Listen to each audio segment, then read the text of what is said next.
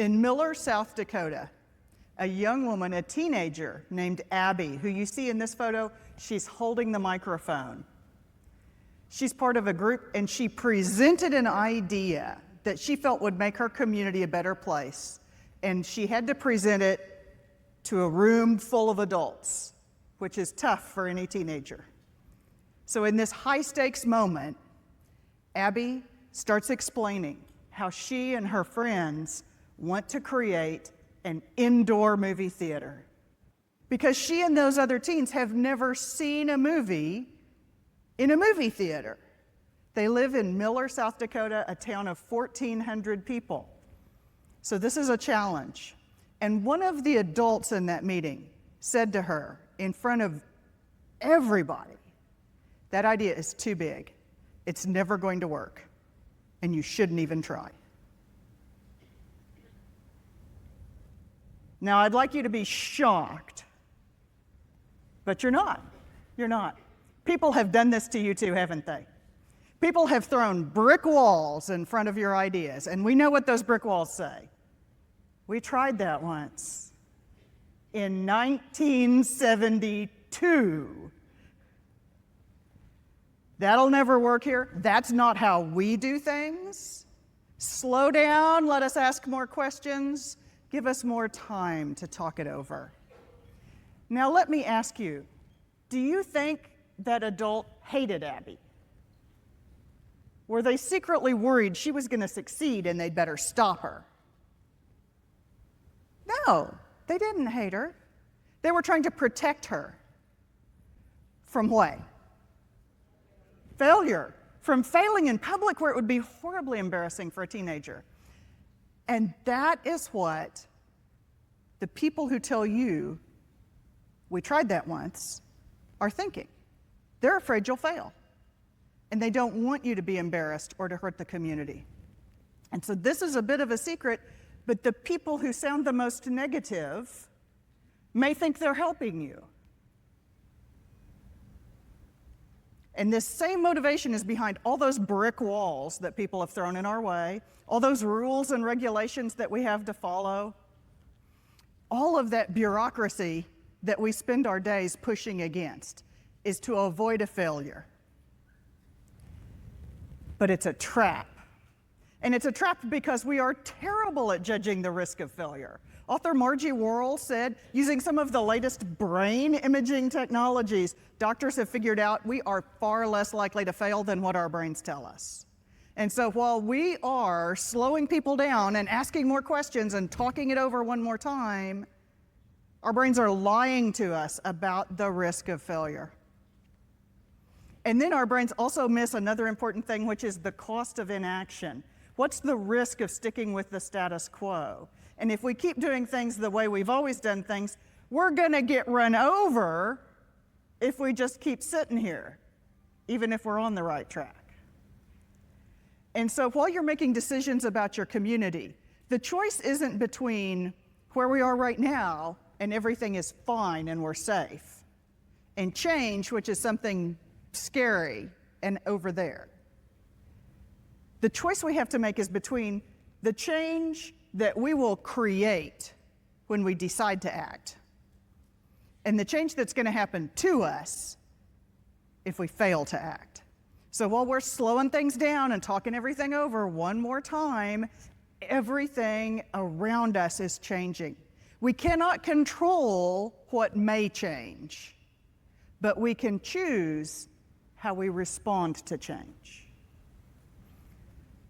When I was in Des Moines earlier this year for a rural legislative conference, I met a state senator from Washington named Sharon Shoemake. And she said, when I got elected, I thought it was my job to do cool stuff. It turns out it's actually to empower other people to do cool stuff. And I felt like that was such a wonderful statement of how we do things in cities and small towns. It's not that we can do everything. It's that we can empower our own community to accomplish all the things that we're capable of accomplishing together. And one great example of this comes from the big town of Alva, Oklahoma. Alva, Oklahoma is my nearest big town to where I live. I live in a community of 30 people. We're not even a town. Hopeton, Oklahoma. So my big town is Alva, 4,000 people. This is where I went to high school. And a group of moms took a look around our city park at our existing playground equipment and said, that is out of date and unsafe. Do you see that sheet metal jagged smile on the boat? They may have a point, right? They may be onto something here. So they just got together as a group of moms and decided to replace and update playground equipment all across the park. Now you might think this wouldn't be controversial, but it was. Oh my gosh, they're destroying our cherished childhood memories. The moms did not get distracted by that. They started with the first small thing they could think of to do, which was to improve the safety of the boat. And so they got rid of the sharp edges, got the boat a little paint, boat's looking a little better. So that was just their very first step. And this actually turned around a lot of the people who were suspect of the whole thing. They saved the boat. Maybe they're okay people. So that helped turn them around a little bit. So they just kept on doing small steps. They went on to doing new equipment all across the park. And over the past decade, they have updated play equipment throughout the community of Alva. And they started just using the communications tools that you have in your hand every day. And that's the kind of empowerment that we're talking about. And those moms didn't know it, but they were using the idea-friendly method, which is actually on those cards that are at the tables and chairs. And so you start with your big idea for your community, which might be something like a safe playground for our kids. And then you use that to gather your crowd. So you might say, join our message group and we'll text you when things come up, group chat. And then you build connections to turn that crowd into a powerful network. And that's where you start asking those questions like, who knows somebody at City Hall? And then you take small steps, all of you playing a small but meaningful role. And in this case, that was something like, hey, can you make a flyer? Who can do some small part of what we need to do? So before we go any further, I would love for you to write down on paper or on your phone, however you write things down, an idea you have for your community, an idea that matters to you. Now, you don't have to share these notes to anybody. And so this could actually be an idea that gets at your heart and not necessarily something you feel like you have to write down for your work. But what actually touches you? What's that idea for your community? And it might be, if you're thinking, like, what would it look like? So it could be if our town had, like, if we had a movie theater, an indoor movie theater, or if our town was improving our parks. So write something down right now before we go on. The first part of being open to new ideas is to gather your crowd. And you gather your crowd with that idea that you've just written down, and then do that in such a way that it feels like other people can be a part of it with you. And so what is the old way? The old way we were taught to bring people together to work on an idea. We're going to assign people to the committees, right? So I got an actual email from a community group in my town that said, we are working on our annual goals. Please see attached committee list and let us know where you are willing to serve. Thanks for your support. That may not be the best way to reach people today. So what would be the new way to bring people together? The State and Sublimity Chamber of Commerce killed off their committee structure. They don't have committees anymore. They only gather people when they need them for a specific project. Elena Turpin told me they spend more time explaining to people, telling people how they make a difference in the community. How they make a difference in the community. She said, then your organization becomes a movement that people can get behind, and not just another volunteer opportunity. And so what this looks like in practice is the difference between committees and activities. When I was in Caldwell, Kansas, which has a population of about 1,000 people, I noticed that the people that were maybe my age and older introduced themselves by the organizations they belong to and serve. So one person said, I'm on the executive board for the Chamber of Commerce, I volunteer for the Historical Society, and I'm part of the alumni board. It's all organizations and committees. Younger people were more likely to introduce themselves by activities they enjoyed doing. So one person who's like maybe my age and younger said, I love reading, I like to garden, some friends and I do a book club, oh, and I have a little free library. None of that is an organization. This is something that she enjoys doing. And so as you look for people to be involved in projects, instead of assigning them to a committee, you want to look at how you can make an activity that they will enjoy doing and enjoy being part of. And this is best done actually at the site of whatever the thing is that you're doing. So the moms that redid the playground in Alva, they did a fundraiser, and for $5, you could take your handprints or your kids' handprints and put them on the retaining wall and then put the name. And so this brought out some new people to their event. They met new folks. It gathered their crowd. And then while they have them there, what can they do? They can talk to them about what they're trying to accomplish and say, would you like to be on our message group? Hey, right over there, they were in the park. Right over there is where we're going to put the new toys. Here's a picture on my phone. How much better is that than just like a bake sale? This is the kind of way that you can, with an activity at the site, it becomes so much more rich of a conversation. So look at your idea, what you've written down for your community. How can you do an activity at the site where that would be? Write that down now. Now it's time to turn your crowd into that powerful network by building connections. And these connections are what lead you to the resources that you need to make the idea happen. So in Idaho, I met a young economic developer named Jessica who told me she was dying to get a microbrewery in her town. And I think she's in the only town in Idaho that doesn't have a microbrewery at this point, but she was going around. Here was her current plan to get a microbrewery. She was going to everybody she met in town and said, you should start a microbrewery. And then if that didn't work, she went to you should start a microbrewery. Now she actually got more people talking about the idea, and then maybe the next step, she works for the Economic Development Board, she can present the idea to a meeting of the board of directors, right? And so then they can discuss it, they can ask a lot of questions, they can vote on it, and then they can send it to the subcommittee on business development, where ideas go to die. The subcommittee can look at it, they can ask the same exact questions, have the same discussion, and then they can vote to order a feasibility study. So we can send it out to the expert for the feasibility study. The feasibility study person can write it up, put it in a binder, send it back. All right, so it's back to the subcommittee.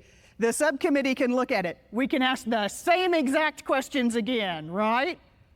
We can. And then if we vote on it, we can send it back to the full board. Okay, we're back to the full board. And if they like it, what are they going to do? They're going to discuss it again. Will they ask the same questions again? Oh yeah, see, you've been to this board meeting. You know these folks. Yes, they're going to ask the same questions. Hopefully, at this point, they will vote in favor of it.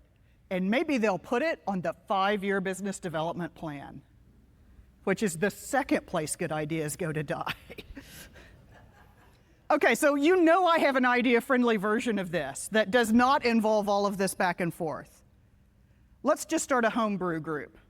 Let's just get some people together in somebody's backyard and let them talk to each other and share ideas, and you know what they're going to do. They're going to drink beer, but they're also going to talk to each other. And after 2 beers, maybe 3, somebody is going to go, I could run a microbrewery. What is everybody else going to say? Yeah, go ahead, right? Now, you may know somebody that started as a microbrewer at home and then they decided to become do the brew pub thing. But think how much more successful they'll be if they have this supportive group of people who will encourage them, that will say, oh, well, you know what? Let me introduce you to my friends that run a microbrewery somewhere else. Let me help you with the state regulations. I'm really good with equipment. Let me know if you need help setting things up mechanically, right? With that group of people to support them and build connections, they will be much more likely to succeed. And if you apply this concept to entrepreneurship, you get the rural jobs creation strategies, because I get to pick my own names for these things. So the rural jobs creation strategies, it's all in conversation that we create jobs. Yolanda Almaguer from Brownsville, Texas told me about, they had a group of retailers who would get together in the back rooms of each other's stores. And so they would have the opportunity to see, what kind of merchandise do you carry? And then they could ask questions. What wholesale apps are you using? What are you doing about returns? How are you handling your sales tax? I don't know anything about it. So in those conversations with each other, they're getting their questions answered and they're growing as businesses. That's building connections to be more successful. So look back at your idea. How can you create space for that informal conversation? Look at the activity you thought of doing, add some informal conversation time to it. And write that down now. Now we get to take small steps. And this is how everybody in the community gets a chance to play a small but meaningful role. So what's going to be the old way to take small steps? We're going to hold a meeting, and then we're going to write a plan. And then we're going to put it with the rest of the plans on the shelf, right? That's where all the plans go. So you have to meet, and you have to hold plan, write plan after plan, get everything nailed down. And there's always somebody. Oh, I think we should do more. What about this? We could add that. Let's add the other. Let's add some more things. Let's make it more work. And then there's always somebody else. Oh, wait a second. The Rotary Club said they might do something like that, and we don't want to step on their toes. So we better not try that. See, this has happened to you. Now, what's going to be the new way? The new way is to take the next smallest step you can think of to try your idea right now. Right now. This photo comes from the town of Tionesta, Pennsylvania, population 500 people. This is their downtown business district. They lost one whole block out of their 3-block downtown to a fire. I know, that's a big loss for a town of 500 people. And so their Economic Development Authority spent 10 years trying to find a real estate developer who would build on this lot. And they got told no by everybody. Everybody. And finally, one of their board members said, I saw this idea. Let's put little garden sheds, like storage sheds, like you'd have in your yard, on this lot. And then people can put their businesses in them. And it'll be like a pop-up incubator kind of thing. And here it is. They got a local carpenter to add the little false fronts on the front so it feels like part of their downtown. In fact, it looks so good. Buildings across the street, the owners are like, we're going to have to clean up the facade. The sheds are showing us up. And because they stay open later in the evenings, do you know what happened to the other businesses in the downtown? They started staying open later in the evenings. So this accomplished a number of key goals, but it also became a draw, because not only did local people put their businesses in here, which they absolutely did, some of them then grew so much that they went from here to larger locations in the town. And the winery that's out in the rural area that had no presence in the town rents a shed. They're in town all summer long. The bakery from 2 towns away brings fresh baked goods every weekend. This is a draw. This is a draw, and it's like a little toaster. We put business ideas in it, and they pop out into the community, right? So this is the kind of exciting thing that can happen when you're open to the new ideas and willing to try them in a really small step. They could have hung on to the big idea, get a developer, rebuild. And instead they took the small step, let's get some sheds. And that made all the difference for Tionesta. Those tiny businesses in Tionesta are an example of what I call, because again, I get to pick the names, the innovative rural business models. So this is tiny, temporary, together, traveling, and technology, all the ways that rural people are doing interesting things with business that is much more than one business in a downtown building looks the same as it always has. The innovative rural business models. This is the model that Zuni Pueblo Main Street leaders are using to help their artisans grow to their next step. So they have pop-up spaces, they have little vendor carts that they've created space for, and they have shared vendor shelters. So it's enabling people to keep growing to their next step, and their next step, and their next step. Now, lots of ideas will fail. Maybe most of the ideas will fail. That is why we take small steps, so that then the cost of failure is very low, and it becomes what Clay Shirky said, which is that failure is free, high-quality research, offering direct evidence of what works and what doesn't. So we're getting into action much more quickly. People realize we're acting. As long as we're locked in the meeting room, who knows we're doing anything? Nobody knows. When we're out in the community testing something, people can see that we're doing it. So look back at your activity that you're going to use to gather your crowd and to build connections. How can you take a small step towards that right away? The first time I visited Pullman, Washington, they told me that they had a dirty sidewalk problem in their downtown, which, I mean, they did. Because every time it would rain, they're in Washington State, every time it would rain, dirt would like come down the hillsides and up onto their sidewalks, and so there's trash. And so it was a real problem for them.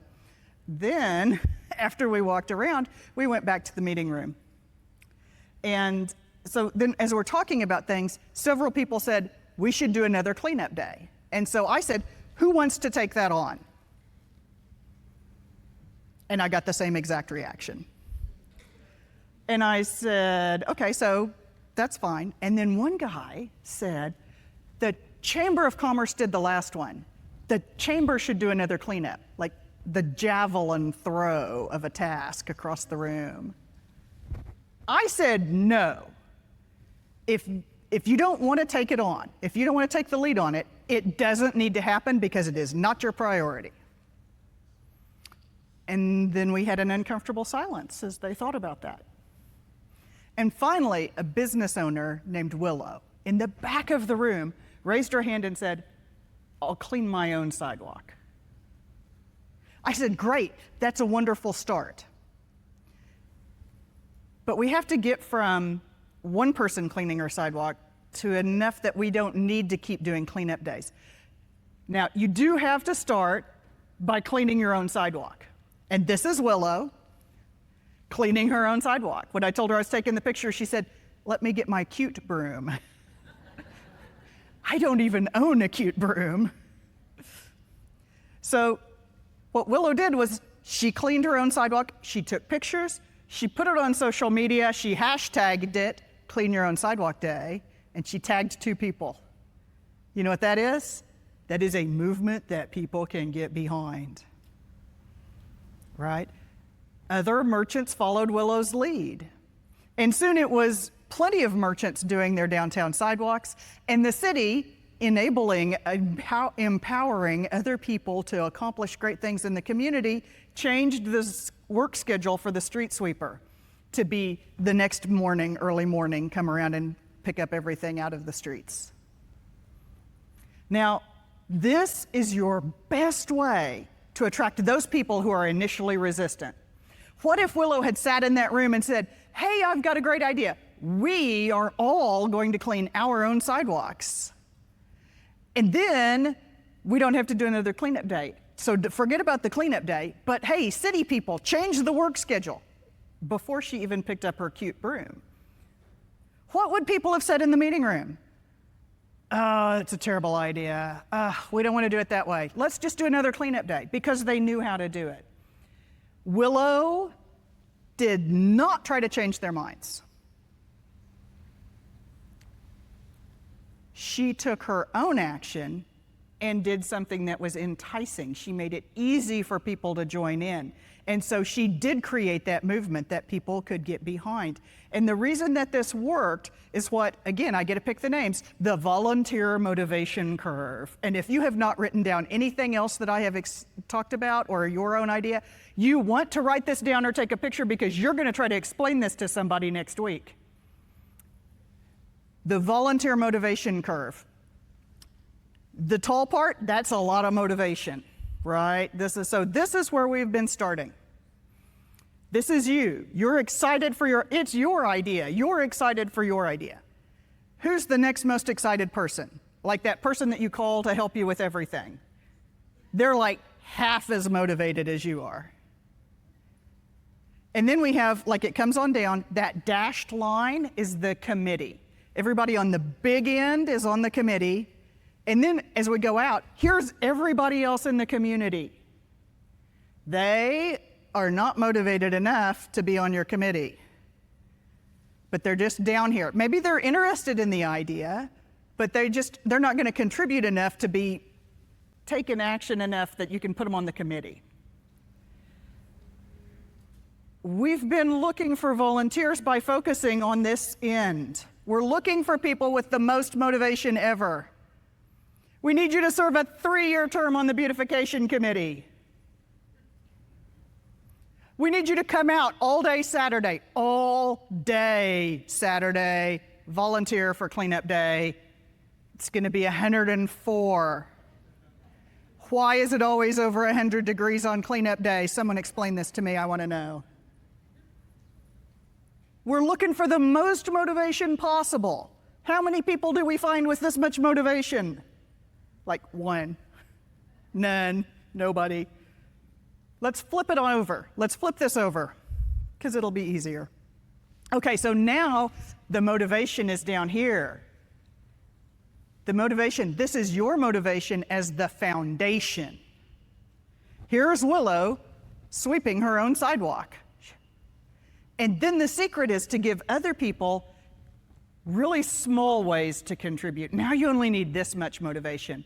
Professor B.J. Fogg said, people can take action if you make the size of the step you ask them to take match their level of motivation.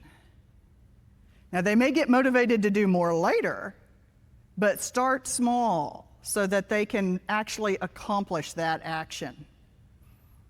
And so now, where's the committee?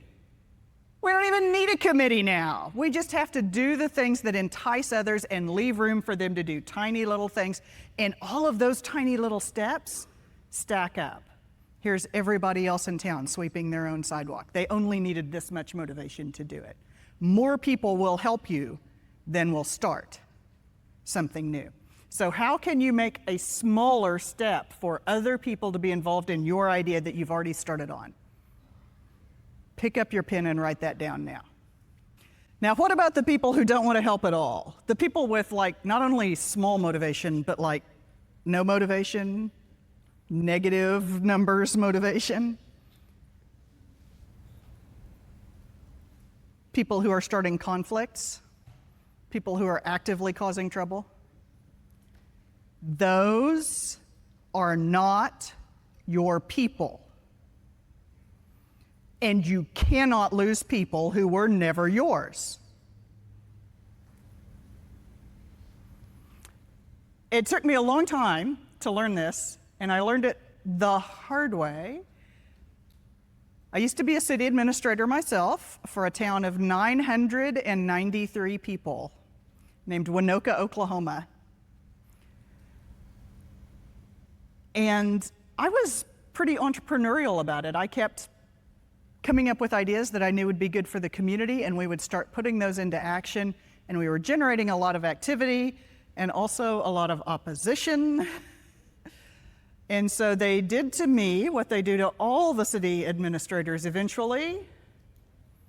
They canned me. They fired me. I laugh about it now.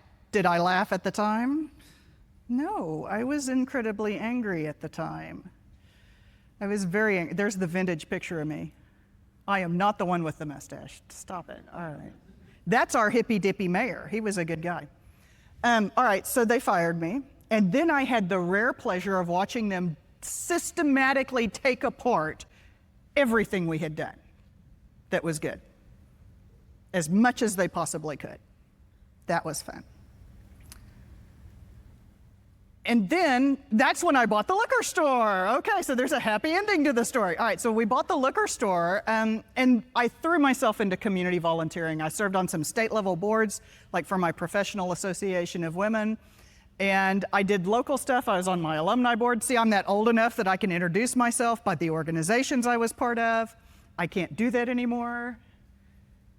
And so it was in that volunteering period that I realized that on that board, that statewide board, that formal organization that was founded, I am not kidding, in 1919, it took us a full year to put on one event. We had to plan all year to get to the next event. And then some friends and I was doing a lot of, it was about 2006, I was online and was being part of online community. And so some other rural friends and I put together an event for small town people. And we did it in 6 weeks. 6 weeks, 1 year. Like, that's a gap. And I started wondering about that, and then it's quite possible, I'm not sure, that I might have still been a little bit angry about being fired. And so I was wondering, like, how do we overcome conflict? How do we accomplish things together using these new tools? Like, we could do stuff locally using these new tools as well.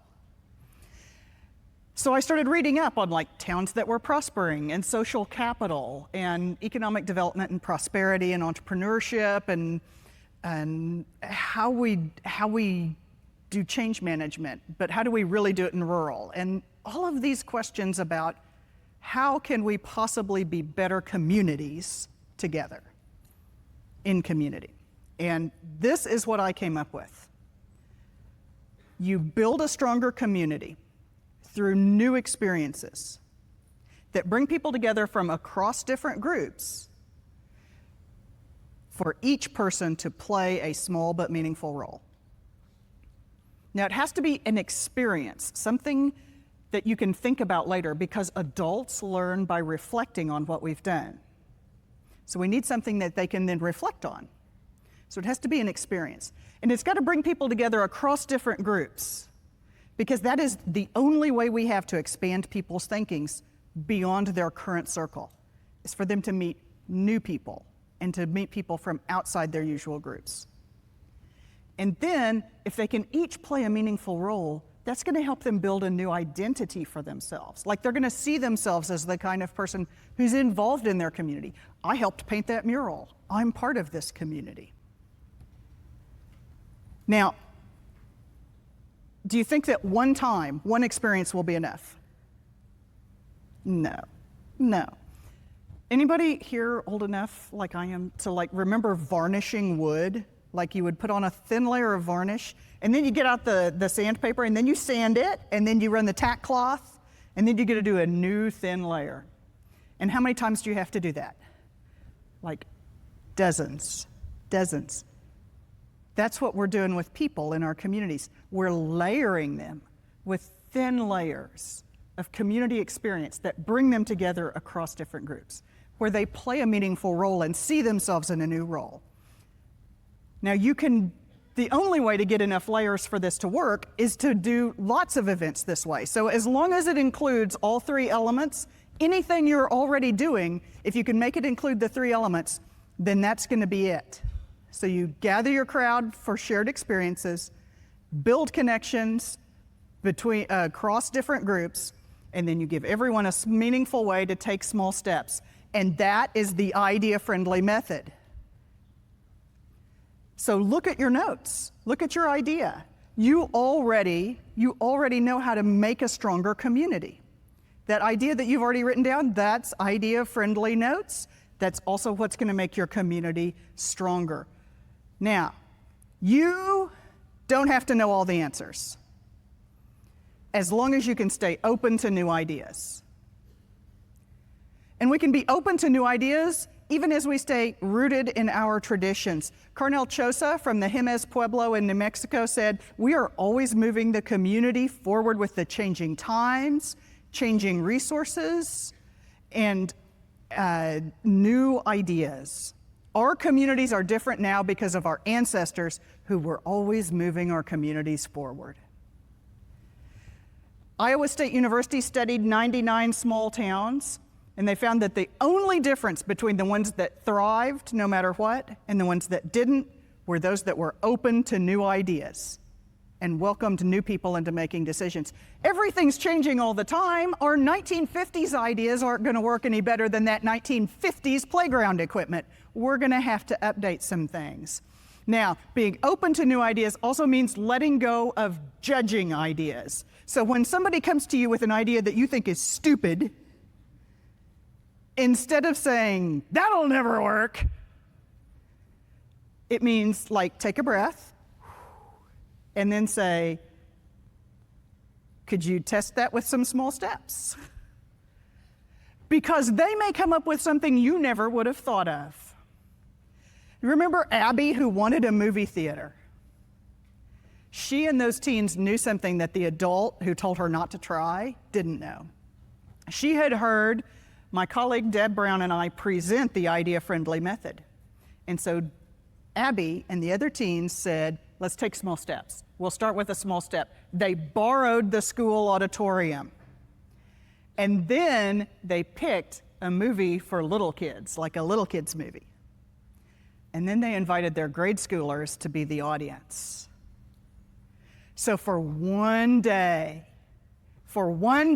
Abby and her friends ran a movie theater in a town of 1,400 people. They got to run projection. They got to hand out tickets. They sold concessions. They were movie theater people for one day because they wanted to give that experience, and they created that experience for those little kids because it was something that Abby and her friends wished they could have had when they were kids. And when you tell people not to even try their ideas, you miss out on the amazing things that your community can create together. Author Margie Worrell says the question we have to ask ourselves is, how will inaction cost us 1 year from now? That town where I used to be city manager or city administrator, they called me later and I helped them with a grant. That was fun. So they got the grant. See, I really did help them. I didn't sabotage them. They got the grant to do streetscapes, so like new street lights and the sidewalks and even a mill and overlay on the streets. So it was really cool. But at one point, then the architect comes in carrying 3 rolled up plans and like drops them on the city council desk and says, "Pick one." This is a town of, at that point, 930 people with 8 council members and a mayor. How many of them do you suppose are trained engineers or architects or city planners? And how many? 0. How many of those are on the staff? Nothing. They don't have the training to look at these paper plans and pick what's going to be best for the next several decades. Now, you know there's an idea-friendly way to go about this. So anybody can go down to City Hall and pick up a copy of the plans and open it, and then maybe like together, like start deciphering. It says there should be a ramp right here. Get your duct tape, mark it on the sidewalk, label it ramp. It calls for some potted plants like bump outs, right? Go get some plants and put them there. Set them on the ground. It says there should be bricks. Get some chalk and draw some bricks. And then invite the entire town down there to see it. This is a picture from Winoka. They know how to do this. So they can shut the street down, invite everybody in town, and then we can see whether the plan actually works in our town. And we have to test. Do you know why we have to test? How long did that architect spend in Winoka before he drew those plans? A day, maybe. I don't even know. Maybe 0. It may be a reused plan. We have to test. Our small towns are more different than any big cities. And the difference between like the Maine fishing village and the Nevada mining town and your town in Arkansas is different, much more different than any big cities. So, and then when we get hit with those big city ideas we're supposed to adapt, we're gonna need to test those as well. That's why we take small steps. Now, I want you to write this down. I want you to stitch it on a sampler, and I want you to hang it in City Hall. It will never go back to the way it used to be. We start from here and go forward, one small step at a time. I want you to imagine for one moment that your idea is actually happening. Picture it in your head. That idea that you just wrote down, picture it happening. Hear those conversations. What would it feel like if your idea was really happening? That's what I want for you. And I want you to do it right now. I want you to send a text to somebody right now. I want you to schedule and block a time on your calendar right now so that you don't go, that was really cool. I heard this Becky chick and it was really cool. Like, no, I want you to do the thing for your community. Empower the people in your community to take action. We have like 4 minutes. Somebody want to hit me with one good question?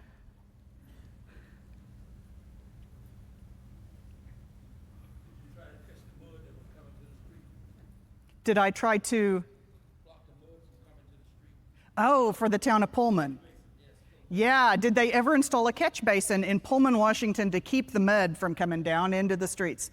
Well, they're doing an engineering project right now that is like, they're redoing some of the sidewalks, and I think that is gonna include, like, I'm not on the Pullman board, so I don't get to see their plans, but they talked about how that was gonna help keep them cleaner. So I think they've done a little engineering on that. I don't know if they've got a catch basin, I don't know what the plan is. But yeah, they're taking action to make sure that then they don't have to do as much to keep it cleaner later. Which, as you know, like that's a key role for the city, right? That's the thing the city can do when it can't go sweep everybody's sidewalk every day. The city can think long term and go, you know, a catch basin would take care of a lot of this. So that's a great question, thank you. All right, if you have more questions, tomorrow at 11, I will be back in this room.